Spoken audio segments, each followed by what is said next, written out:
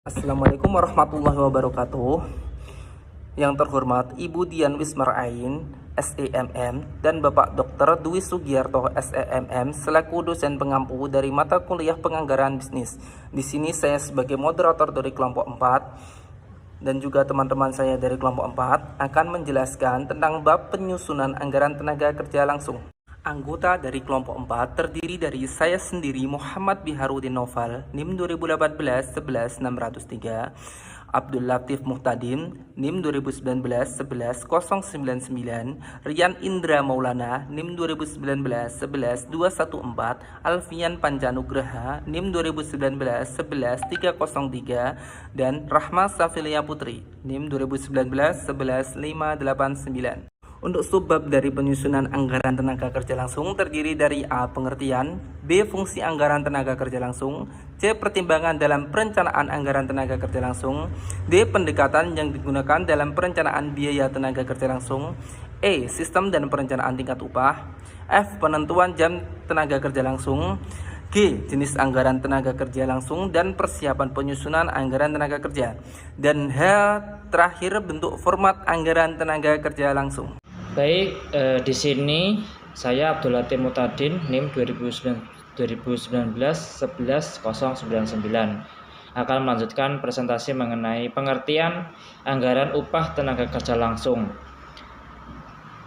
Anggaran upah tenaga kerja langsung adalah anggaran yang merencanakan secara lebih terperinci tentang upah yang akan dibayarkan kepada tenaga kerja langsung selama periode yang akan datang. Di dalamnya meliputi rencana tentang jumlah waktu yang diperlukan oleh para tenaga kerja langsung untuk menyelesaikan unit yang akan diproduksikan, tarif upah yang akan dibayarkan kepada tenaga kerja langsung, dan kapan waktu para tenaga kerja menjalankan kegiatan proses produksi.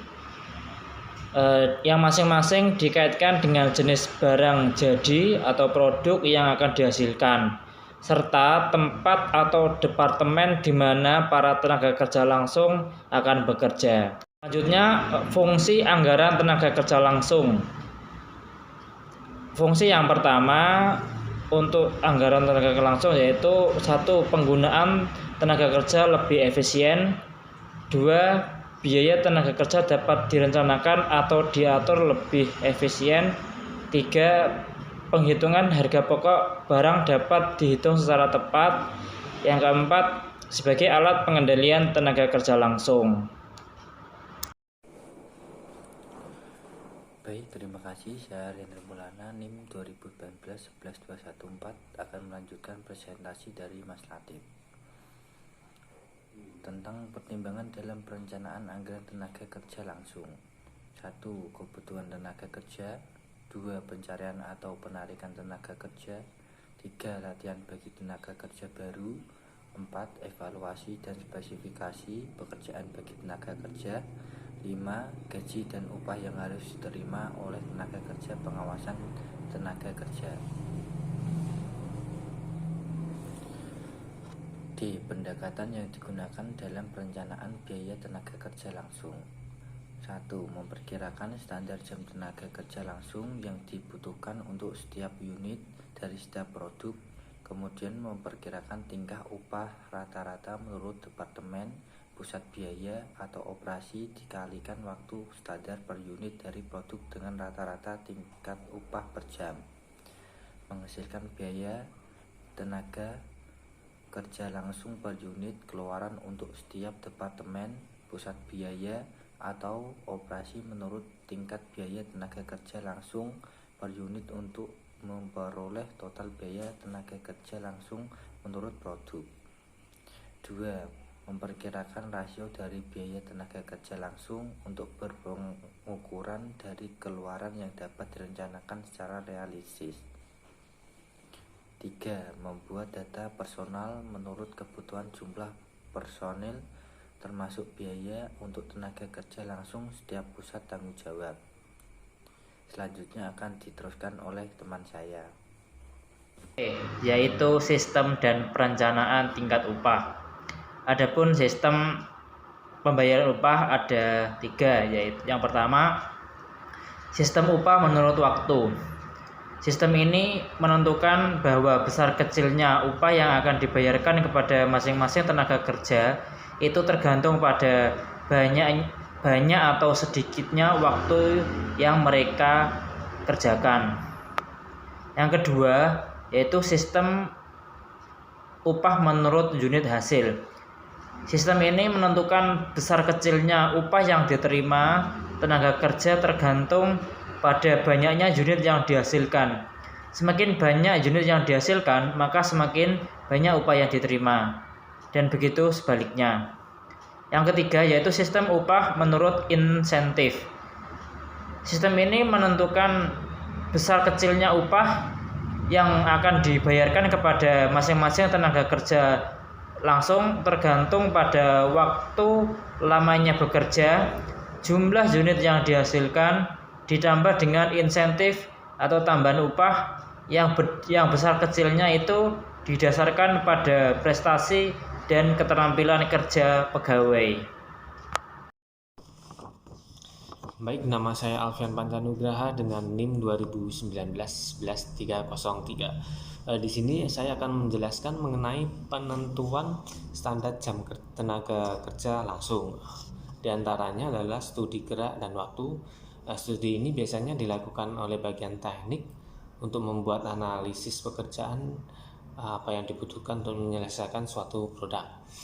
Kemudian dengan observasi yang biasanya dibantu dengan timer atau stopwatch akan dilakukan secara berulang-ulang untuk mendapatkan standar waktu setiap jenis pekerjaannya.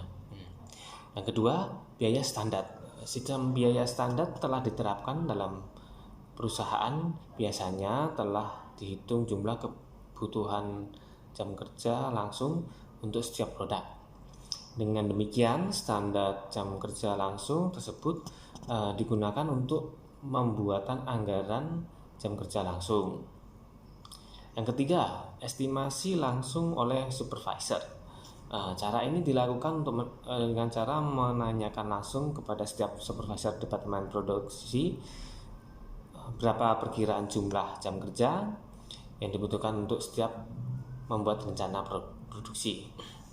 Dalam membuat estimasi tersebut, supervisor harus berdasarkan pada pendapat pribadi, pengalaman masa lalu, bantuan tingkat manajemen, serta bantuan dari staf teknis. Yang keempat, estimasi dan statistik. Dalam catatan akuntansi biasanya sangat membantu dalam menentukan jumlah jam kerja langsung, rasio antara jam kerja langsung dengan jumlah output dihitung dan kemudian disesuaikan dengan rencana perubahan yang dalam departemen yang bersangkutan. Metode ini sangat tergantung pada ketepatan pencatatan dan kesamaan proses produksi dari periode ke periode. Metode ini mempunyai kelemahan, yaitu biasanya bahwa efisiensi yang terjadi di masa lalu akan terbawa di masa yang datang. Slide berikutnya saya akan menjelaskan mengenai jenis anggaran tenaga kerja langsung dan persiapan penyusunan anggaran tenaga kerja. Apabila memungkinkan, anggaran tenaga kerja dapat dibuat secara terpisah, yaitu anggaran jam kerja langsung dan anggaran biaya tenaga kerja langsung. 1. Anggaran jam tenaga kerja langsung. Di antaranya mencakup jenis barang yang dihasilkan perusahaan, 2. Bagian-bagian yang terlibat dalam proses produksi, 3. Jumlah CTKL yang diperlukan untuk memproduksi setiap jenis barang, 4. Waktu produksi barang. Yang kedua, anggaran biaya tenaga kerja langsung antara lain jumlah barang yang diproduksi, 2. CTKL yang diperlukan untuk mengerjakan satu unit barang, 3. Tingkat upah rata-rata per CTKL, 4. Jenis barang yang dihasilkan perusahaan, dan 5. Waktu produksi barang. Sebelum menentukan penyusunan anggaran tenaga kerja, perlu ditentukan terlebih dahulu satuan utama yang digunakan untuk menghitungnya.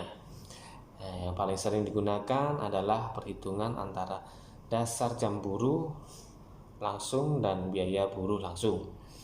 Dalam penyusunan anggaran ini terlebih dahulu diperlukan membuat manning table. Manning table merupakan daftar kebutuhan tenaga kerja yang menjelaskan antara lain jenis dan kualifikasi tenaga kerja yang dibutuhkan, jumlah masing-masing tenaga kerja tersebut dalam berbagai tingkat kegiatan, dan terakhir bagian-bagian yang membutuhkannya.